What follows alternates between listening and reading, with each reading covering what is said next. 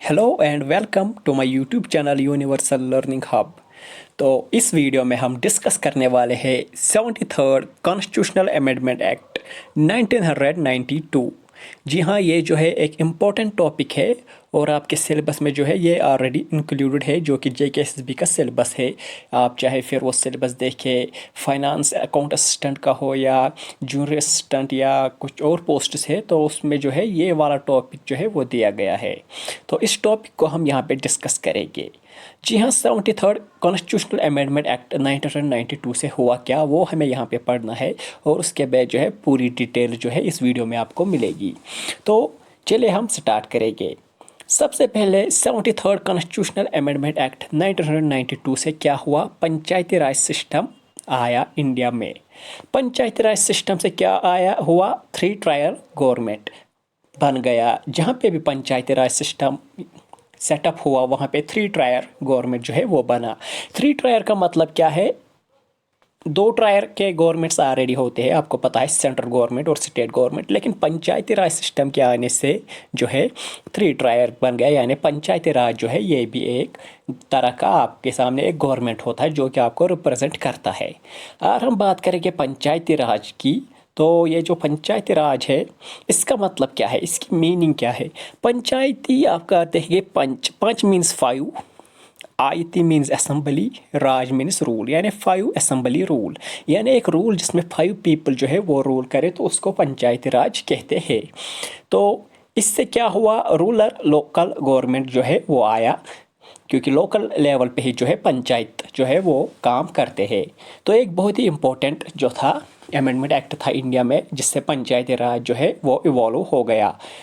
अब इवॉल्वेशन कैसे हुई ये भी हम पढ़ेंगे। इससे पहले हम देखेंगे कि इससे जो पंचायती राज सिस्टम आया इंडिया में, उससे जो है कौन सी चेंजेस हुई कॉन्स्टिट्यूशन में एज ए होल।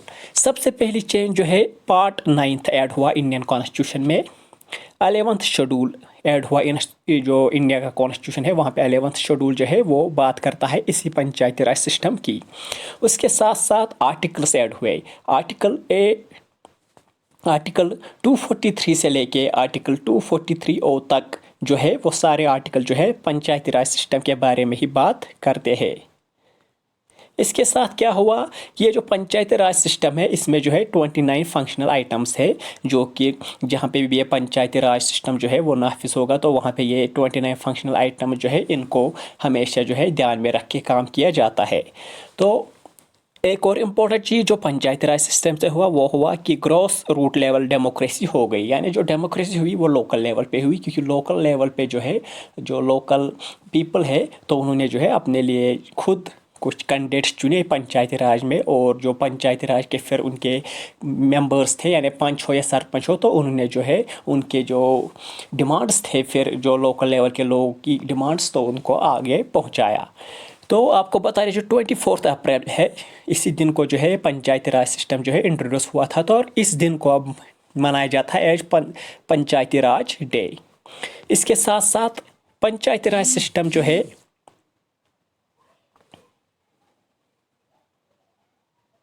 इससे जो इम्पोर्टेंट चीज़ और एक हुई पंचायती राज सिस्टम से वो ये है कि आर्टिकल 40 आप देखेंगे DPSP यानी director principles of state policy में जो है आर्टिकल 40 है, वो बात करता है पंचायती राज सिस्टम को, यानी जो पंचायती राज है इसको डाला गया DPSP में। इसके साथ साथ जो यहाँ पे एक और चीज़ इंपॉर्टेंट है वो है बलवंत राय मेहता। जी हाँ, बलवंत राय मेहता को कहा जाता है फादर या master mind of Panchayati Raj system in India. तो ये थी बेसिक इन्फॉर्मेशन पंचायती राज सिस्टम की। अब पंचायती राज सिस्टम इवॉल्व कैसे हुआ, इसकी इवॉल्वेशन क्या कैसे हुआ, इसमें जो इम्पोर्टेंट चीज़ें हैं वो भी हम यहाँ पे पढ़ेंगे। तो चलिए आगे बढ़ते हैं। तो चलिए अब हम बात करेंगे एवोल्यूशन ऑफ पंचायत राज। जी हाँ, पंचायत राज की हिस्ट्री हम यहाँ पे आपको बताएंगे कि आखिरकार पंचायती राज का कॉन्सेप्ट आया कहाँ से। जी हाँ, जो बेसिक थिंग है कि जो कि महात्मा गांधी थे, MK गांधी, तो एक्चुअली जो था ये उन्हीं का कॉन्सेप्ट था कि लोकल सेल्फ गवर्नमेंट जो है वो होनी चाहिए, यानी ग्रॉस रूट डेमोक्रेसी होनी चाहिए कंट्री में। लेकिन उस वक्त जो है जो जवाहरलाल नेहरू थे वो उनके अपोजिट थे। तो उसके बाद क्या हुआ, जैसे MK गांधी की डेथ होती है तो उसके बाद जो है जवाहरलाल जो नेहरू है वो कुछ प्रोग्राम्स बनाते हैं ताकि इस कॉन्सेप्ट पे जो है काम किया जाए। तो 2 प्रोग्राम्स वहाँ पे बनाए थे, एक था कम्युनिटी डेवलपमेंट प्रोग्राम जो कि 1952 में बनाया था, और उसके बाद नेशनल एक्सटेंशन सर्विस जो कि 1953 में बनाया गया था। ये दोनों प्रोग्राम जो है वो फेल हो गए। फेल होने की वजह यही थी कि जो है पूरी जो इंटरेक्शन जो थी हायर ऑफिसर्स की, जो फिर विलेज लेवल पे जाके वहाँ पे जो रिपोर्ट्स लेने थे तो वो जो है उतना कारगर नहीं हुआ, तो ये दोनों प्रोग्राम जो है वो फेल हुए। उसके बाद जो है पहली कमेटी बनाई गई।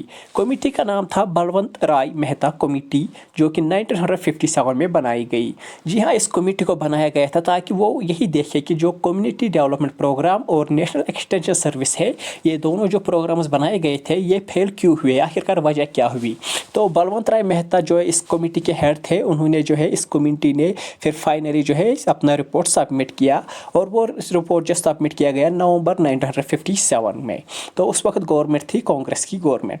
तो फिर क्या रिकमेंडेशंस थी इस बलवंत राय मेहता कमेटी की, तो रिकमेंडेशन जो थी वो यही थी। पहली थी डेमोक्रेटिक डिसेंट्रलाइजेशन होनी चाहिए, यानी पंचायती राज होना चाहिए। तो दूसरी बात जो उन्होंने कही वो थी 3 ट्रायल की, यानी 3 ट्रायल पंचायती राज सिस्टम होना चाहिए। डिस्ट्रिक्ट लेवल पे जो है होगा उसको ज़िला परिषद का नाम दिया जाएगा, और वहाँ पे इनडायरेक्ट इलेक्शन होगा, यानी वहाँ पे इलेक्शन नहीं होगा वहाँ पे मेंबर्स के लिए। दूसरा जो लेवल होगा ब्लॉक लेवल, वहाँ पे पंचायत समिति होगी और वहाँ पे भी इनडायरेक्ट इलेक्शन होगा। और जो तीसरा लेवल होगा वो होगा विलेज लेवल, जिसको ग्राम पंचायत कहा जाएगा, और वहाँ पे इलेक्शंस होगा, डायरेक्ट इलेक्शन।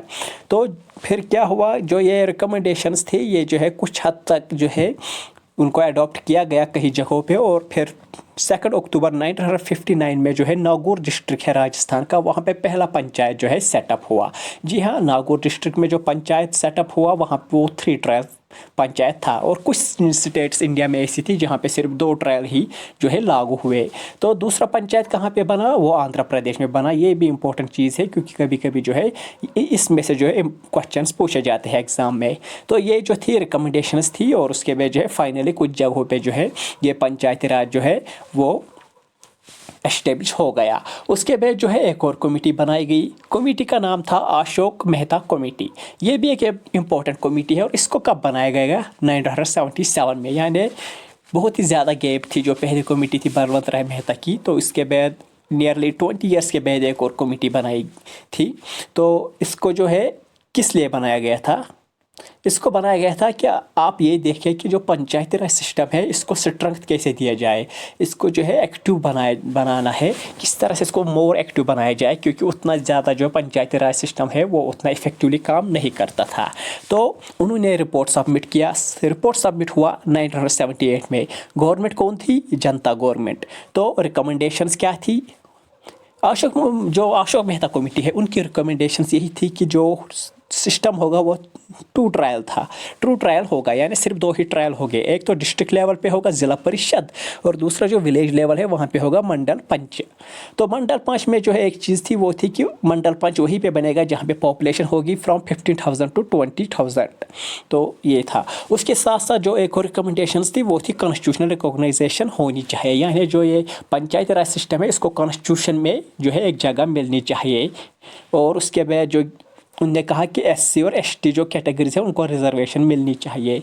उसके साथ साथ जो है उन्होंने कहा कि जो पंचायत है उसको जो है एग्जीक्यूटिव और जुडिशरी से जो है आप अलग ही रखें, उनके मैटर्स को पंचायत राज जो मैटर्स है वो एग्जीक्यूटिव और जुडिशरी से अलग रहेंगे। और एक और रिकमेंडेशन यही थी कि जो पंचायत बनाया जाए विदिन 6 मंथ्स, और जो चीफ इलेक्टोरल ऑफिसर होगा वो इलेक्शंस कंडक्ट करवाएगा। तो ये जो थी ये रिकमेंडेशंस थी अशोक राय मेहता कमेटी की। तो ये जो सारी बहुत रिकमेंडेशन है इसमें बहुत सारी जो रिकमेंडेशन है वो आज भी आप देखेंगे। जो फाइनल स्ट्रक्चर है पंचायती राज सिस्टम का वहाँ पे जो है बहुत सारे इसमें रिकमेंडेशन जो है वो वहाँ पे लागू की गई। तो इसके बाद कुछ और भी कमिटीज़ आई जिन्होंने जो है समय समय पे जो है उनको बनाया गया। तो पंचायती राज सिस्टम जो है फाइनली इवॉल्व हो गया और फाइनल जो है पंचायती राज को इंडियन कॉन्स्टिट्यूशन में लाया गया।